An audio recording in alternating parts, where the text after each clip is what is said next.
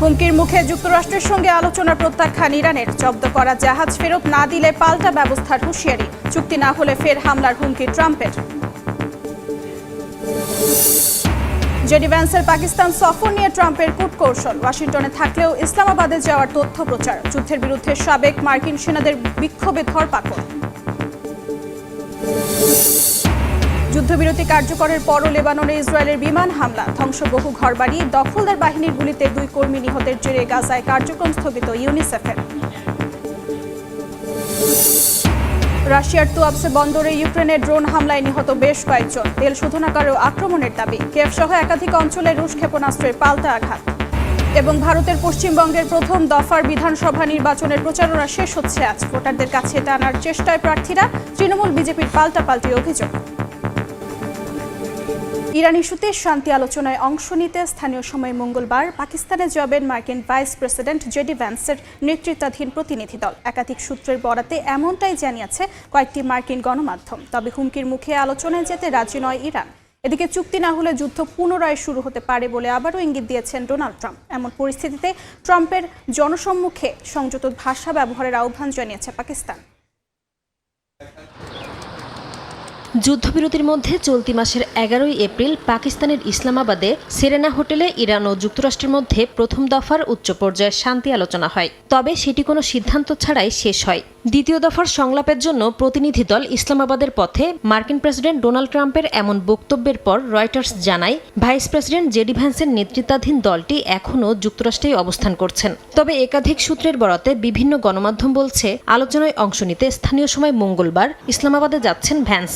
এমন পরিস্থিতিতে পাকিস্তানের নিরাপত্তা জোরদার করা হয়েছে। ইরান যুদ্ধের ভবিষ্যৎ নিয়ে ট্রাম্প একদিকে শান্তি আলোচনার আশাবাদ দেখাচ্ছেন, অন্যদিকে সামরিক হামলারও হুমকি দিচ্ছেন। চুক্তি না হলে যুদ্ধ পুনরায় শুরু হতে পারে এমন ইঙ্গিতও দিয়েছেন তিনি। এমনকি কোনো সমঝোতা না হওয়া পর্যন্ত হরমুজে অবরোধ প্রত্যাহার করা হবে না বলেও স্পষ্ট বার্তা দিয়েছেন ট্রাম্প।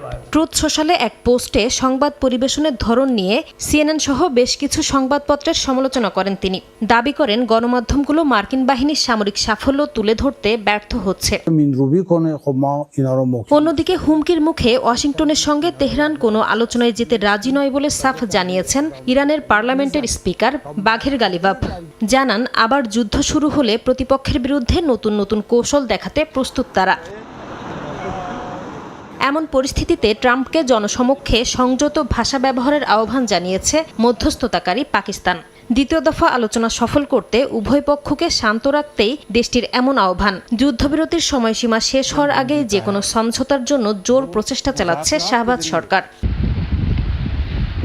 এর মধ্যে যুক্তরাষ্ট্রের অবরোধ উপেক্ষা করে হরমুজ প্রণালী অতিক্রম করেছে ইরানের পতাকাবাহী মালবাহী জাহাজ। তেহরানের প্রধান দুটি বিমানবন্দরেও কার্যক্রম শুরু হয়েছে।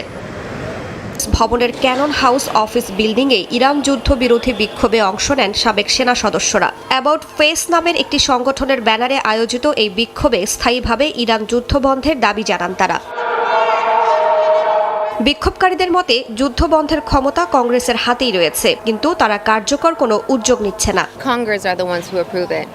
কংগ্রেসের ক্ষমতা আছে, কিন্তু তারা আসলে কি করছে? আমাদের মতো সাধারণ মানুষকে ক্যালিফোর্নিয়া থেকে এত দূরে এসে বলতে হচ্ছে তারা যেন ডোনাল্ড ট্রাম্পের বিরুদ্ধে অবস্থান নেয়, নিজেদের দায়িত্ব পালন করে। এটা আমার কাছে একেবারেই অযৌক্তিক। আমরা ইরাক যুদ্ধের সময় যেসব প্রতিশ্রুতি, অজুহাত আর যুক্তি শুনেছিলাম, আজও ঠিক সেগুলোই শুনছি। আর মধ্যপ্রাচ্যে আমাদের উপস্থিতি বৈধতা দিতে এসব যুক্তি বারবার বদলানো হচ্ছে। পুলিশ বিক্ষোভকারীদের সরে যাওয়ার নির্দেশ দিলেও সাবেক সেনারা তাদের অবস্থান কর্মসূচি অব্যাহত রাখলে এক পর্যায়ে পরিস্থিতি উত্তপ্ত হয়ে ওঠে। এ সময় অর্ধ শতাধিক আন্দোলনকারীকে আটক করা হয়। কংগ্রেস ভবনের ভেতরে জোরদার করা হয় নিরাপত্তা। বিক্ষোভে যোগ দেন বর্তমান সেনাদের পরিবারের সদস্যরাও। তাদের অভিযোগ, এই যুদ্ধ অপ্রয়োজনীয় এবং ঝুঁকিপূর্ণ। তারা মনে করেন দ্রুত রাজনৈতিক সিদ্ধান্ত না এলে আরও প্রাণহানি ঘটতে পারে, যা ঠেকাতে এখনই কংগ্রেসকে উদ্যোগী হতে হবে। ইরান ও যুক্তরাষ্ট্রের আলোচনায় পাকিস্তানের মধ্যস্থতা ঘিরে এখন বড় প্রশ্ন উঠেছে কূটনৈতিক মহলে। ইসলামাবাদে বৈঠক আয়োজনের প্রস্তুতি থাকলেও তেহরানের অনাগ্রহ ও ওয়াশিংটনের কড়া অবস্থান পুরো প্রক্রিয়াকে অনিশ্চয়তায় ফেলেছে।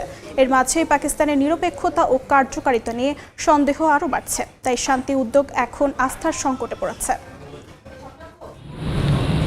ইসলামাবাদে ইরান ও যুক্তরাষ্ট্রকে আলোচনায় বসানোর চেষ্টা করছে পাকিস্তান, কিন্তু দুই পক্ষই পরস্পরের বিরুদ্ধে যুদ্ধবিরতি লঙ্ঘনের অভিযোগ তুলছে।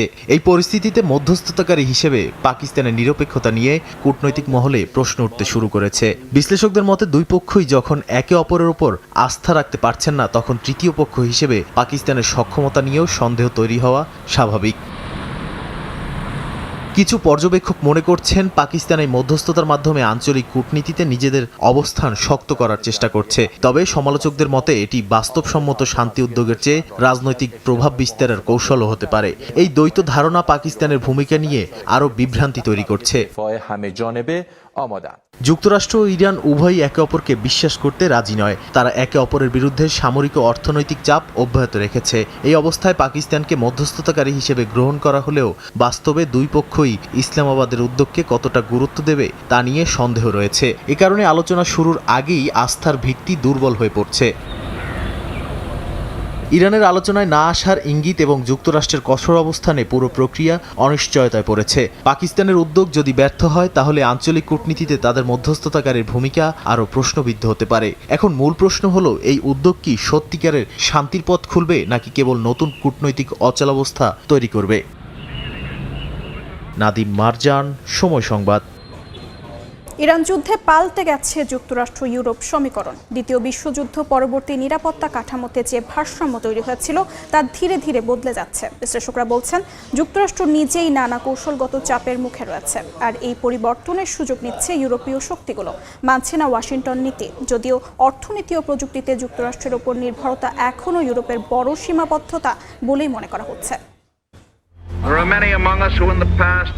দ্বিতীয় বিশ্বযুদ্ধের পর যুক্তরাষ্ট্র ইউরোপে প্রবেশ করে শুধু বিজয়ী শক্তি হিসেবে নয়, বরং ন্যাটো সহ পুরো নিরাপত্তা কাঠামোর কেন্দ্রে অবস্থান নেয়। পশ্চিম ইউরোপ হয়ে ওঠে আমেরিকার সামরিক ও কৌশলগত ঘাঁটি। দীর্ঘদিন এই ব্যবস্থায় ইউরোপ নিরাপত্তা পেয়েছে, আর যুক্তরাষ্ট্র পেয়েছে ভূ রাজনৈতিক প্রভাব বিস্তারের সুবিধা। তবে সেই পুরানো সমীকরণ এখন চাপা উত্তেজনায় রূপ নিচ্ছে।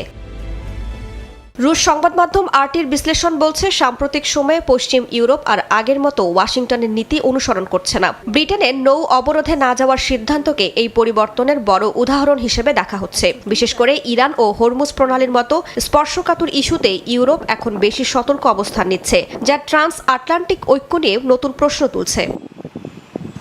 বিশ্লেষকরা বলছেন, ইউরোপের এই আচরণ কোনো আকস্মিক সিদ্ধান্ত নয়, বরং দীর্ঘমেয়াদী বাস্তবতার ফল। যুক্তরাষ্ট্রের নিরাপত্তা নিশ্চয়তার উপর ইউরোপের নির্ভরতা থাকলেও ইতিহাস বলছে সবসময় পূর্ণ নিশ্চয়তা পাওয়া যায় না। তাই ফ্রান্স সহ কিছু দেশ আগে থেকেই স্বতন্ত্র প্রতিরক্ষা নীতি গড়ে তুলেছে, যা এখন আরও সক্রিয় হয়ে উঠছে। এদিকে একই সময়ে যুক্তরাষ্ট্র নিজেই বহু কৌশলগত চাপের মুখে রয়েছে। রাশিয়া, চীন এবং মধ্যপ্রাচ্যকে একসঙ্গে সামলাতে গিয়ে ওয়াশিংটনের নীতি আরও জটিল হচ্ছে। এই অনিশ্চয়তার সুযোগ নিচ্ছে ইউরোপীয় দেশগুলো। যদিও অর্থনীতি ও প্রযুক্তিতে যুক্তরাষ্ট্রের ওপর নির্ভরতা এখনও ইউরোপের বড় সীমাবদ্ধতা বলেই মনে করা হচ্ছে। বিশেষজ্ঞদের মতে, যুক্তরাষ্ট্র ইউরোপ সম্পর্ক এখন নতুন এক পর্যায়ে প্রবেশ করছে। আগামীতে সম্পর্ক থাকলেও তা হবে অনেক বেশি কৌশলগত, লেনদেন ভিত্তিক। রাইসা জান্নাত, সময় সংবাদ।